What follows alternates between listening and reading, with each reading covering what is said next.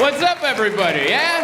Yeah! Look at us, we're out. What's up? Oh, you uncrossed your arms and clapped for a second. Yeah!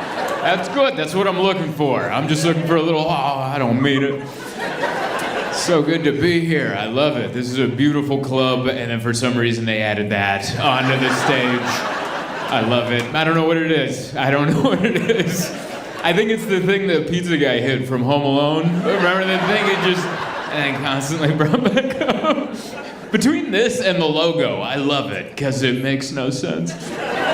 What is that guy? He's just like desperately trying to hold on to the word hilarities. Yeah, put it down, man. Put it down. Me and this thing, just judging my shoes. I love it. So good to be here, man. It's I love this part of downtown. It's pretty much all of Cleveland that I know. Is this section. My hotel is 500 steps that away. I'm in that arcade thing, which is empty during most of the time, which is terrifying. I don't know if you've ever stayed at that hotel, but you wake up at like 9 a.m. and you're like, I'm gonna get a coffee, and it's just you walking through there. I hate this. And then when you want to come do the show, there's just high school, they like ship high school kids in there. When do you guys do prom? Like, when is that? Every time I come, it's like high school kids in ball gowns just taking photos there. And I'm like, prom is later. What is this? Are you marrying off the teens? Is that what you're doing?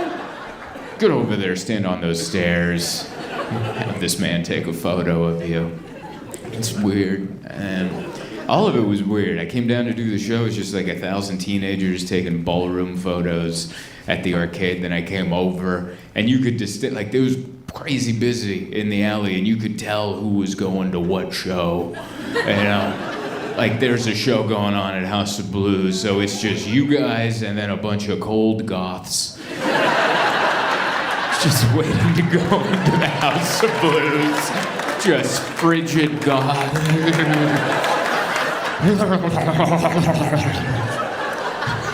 It's like, trench coat goes with that outfit, you know? Get a trench coat with that. Man, goths are never prepared. Aren't, like, it's a cool outfit, but it's built for no situation. It's built for 5 minutes of any evening of just one photo where you're like, and then the rest of the time, it is cumbersome. It's either freezing or it's too hot and you're covered in leather. God forbid you have to pee. Have you ever seen a goth at the airport at TSA where you're like, did you think any of this through? They're just unlacing their boots starting at the thigh, and you're like, good God, get pre-check if that's how you're gonna do it. Coming in with the Kiss boots. But yeah, it's very nice. I like Cleveland. It's very nice. When it's not busy, it's nothing out there. Like, you guys are gonna leave, and then there's a late show, and when that leaves, the town shuts down, and then I just have to make that walk by myself with my camera, just walk. It's 500 steps, but there's just a couple people out there. And they yell stuff, they yell. You guys have, I'll give it to your homeless people, they will be heard. There's no subtle, like, do you have any change? Hey! Hey! And it's just me and him. I know he's talking to me. How am I supposed to ignore him? You know? I can't. Then I'm turning around, he's already got his phone out, showing me a picture of him in the military from the 40s. And I'm not saying it's not an accurate photo, but I'm doing the math, and I'm like, I think you're supposed to be 100. If you were 20 in the 40s, I think you were 100 years old. How are you doing? I'm like, it's crazy. I got dropped off. I flew in Wednesday night. I landed at midnight, and they dropped me off at the hotel, and there's a homeless lady. There's no one anywhere on the streets except for one homeless lady just in front of my hotel. And I'm like, damn it. And I get out of the car, hey! And I'm like, yeah.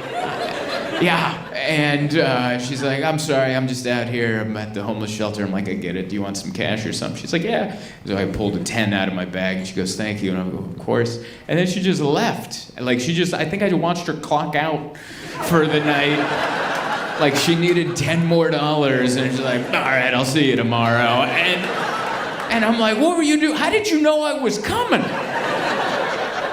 Were you slipping the front desk lady $5 to be like, is anyone else checking in for the evening? You're like, yeah, I got a guy coming at 12:30. He's got a migraine, but I'm telling you, he's coming in now. I'm looking at his photo online. Looks like a sap.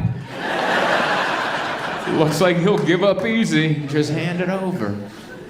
But yeah, been having a wonderful time. Got to go to the Rock and Roll Hall of Fame yesterday, which was awesome. I was planning on going there. It was awesome. I love it. I like it. Some of you clap, some of you are like, yeah, it's there.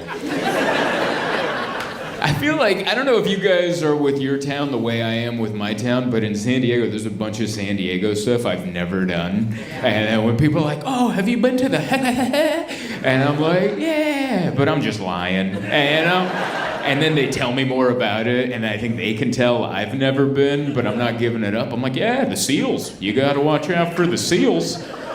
They'll take a finger right off, I'll tell you. That's how it felt when I brought up the Rock and Roll Hall of Fame, where you guys were like, yeah. But I got to go, went with Brad and my other buddy, Jeremiah. I was gonna go anyway, and then there's like an employee that works over there that's apparently a fan of mine, and was like, hey, do you want a VIP tour? And I was like, well, yeah, that's awesome. We just saved money on entrance. We didn't have to pay to get in, and they gave us a VIP badge, but the person that was a fan, wasn't the guy that gave us the tour. So like the guy that gave us the tour, I don't think he could tell which one of us was the guy. You know what I mean? He was just like, yeah, come on in, I'll show you around. And he just kept telling us how many more important famous people he'd given this tour to. And then it put a lot of pressure on me, because I felt like I had to be extra, you know? Like, we went down in the vault, he showed us like jackets, he showed us Elvis's like military jacket from when he was in the military, and we were like, oh, that's awesome, can we take a photo of that? And he's like, absolutely not. Because the flash is gonna make this jacket disintegrate. I don't know if you guys know that, but that's why we lost so many in the war. Those clothes were not built for any kind of... We had bad material back then.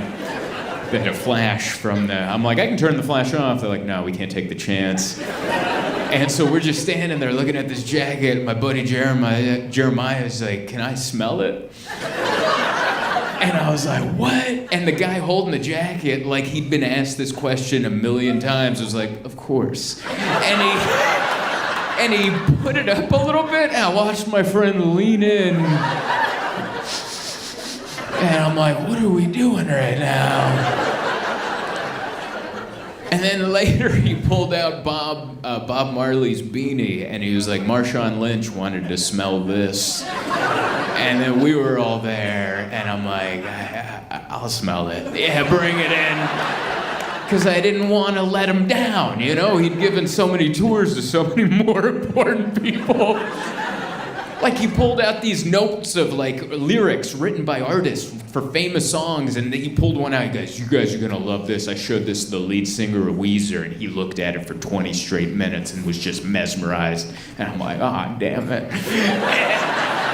And he put it on the table, and I didn't recognize the artist or the song. So I'm just trying really hard, like, wow, dude. Na na na na na. He wrote down all the na na na na nas, didn't he? Wow. Oh my God. Are we done? Oh. I am so glad I brought friends. I am so glad that wasn't a one-on-one tour, because they really filled in a lot of the gaps, you know? I don't have a lot of questions. Like, if it was me and that guy one-on-one, I would just be a lot of silence and me just awkwardly going, so those are his pants, huh? And him just going, huh? Those are his pants. It was fun. But it's cool. We walked all around. My buddy Jeremiah's got a big mouth on him. Like, we saw Billy Idol had his motorcycle up there, and he goes, man, Billy Idol's so overrated. And there was a guy looking at the motorcycle. He was like, what the hell? And I was like, what if that was Billy Idol?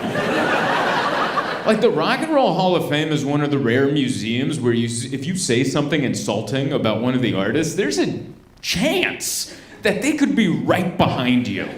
Like that's not gonna happen at the Louvre in Paris, you know? You're not gonna be over there like, Rembrandt was a blowhard, and then you turn around and he's just over there with like, I don't even know what he would say, but you know. Probably something douchey. I think Rembrandt. What if I find out you guys are just huge Rembrandt fans? And he was from Cleveland, did you know? I'm like, I didn't know. I like Rembrandt. He did a lot of good stuff. But we had fun. We had a really good time. I love it. It's been coming to Cleveland many times, and it just gets better every time. I was thinking about going to the baseball game yesterday, but I didn't because it was cold. And so I went to a bar and we watched the game on TV, and I was like, oh, no one else went either. So that worked out. That was nothing out there.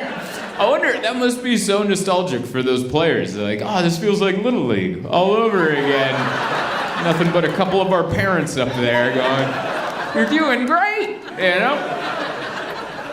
And I do love baseball. I'm a new lover of baseball. I think baseball's awesome. I think, I like the energy of baseball. I think America was better when baseball was the #1 sport.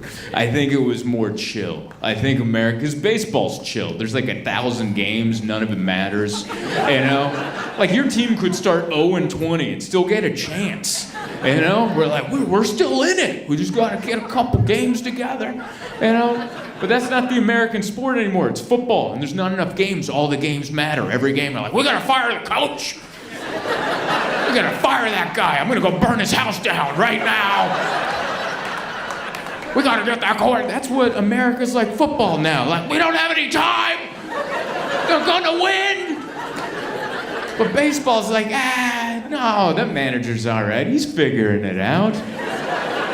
We got a couple guys coming in from AAA. We're gonna figure it out. Baseball's so chill. You can go to the game, you zone out for like 4 innings. You wake up, you're holding a hot dog and 2 beers. Everyone starts singing. Oh, we're singing now. We're singing. Baseball's the best, dude. Baseball is the sport we should be all going after, man. It is. It's the sport. I think we could learn a lot from baseball. It's fine. Easy. Football, they keep trying to fix, and they're like, they keep dying. How do we get them to stop dying? And I'm like, it's the game. Do you watch the game? And they're like, what if they're not as far apart on kickoffs? And there's less room for them to run at them at full blast speed. And they're like, they're still dying. Just later. What if we give them bigger helmets with like bubble wrap on the top? Maybe they're just gonna die later. It's the game. It's the game. It's like you can't make it not dangerous. I wonder if that was like the conversation 100 years ago or 200 years ago when like America's sport was just dueling. And they're like, man, a lot of people are getting shot. What if we make them take 10 steps first? And then they gotta shoot as soon as they turn around. They'd probably miss, right? They'd probably miss. And then the sport got boring and no one duels anymore. That's what's happening with football. It's so dumb. I'm glad you guys like that. I got a couple people clapped at that. He's like, you know what? He didn't have me till he brought up that dueling comparison. And then I was like, oh my God, can we vote for him? Is he on the ballot? Yeah, I don't know anything. But I do like baseball. I started watching, I remember the first game I watched on TV and got into was the Little League World Series a couple summers ago.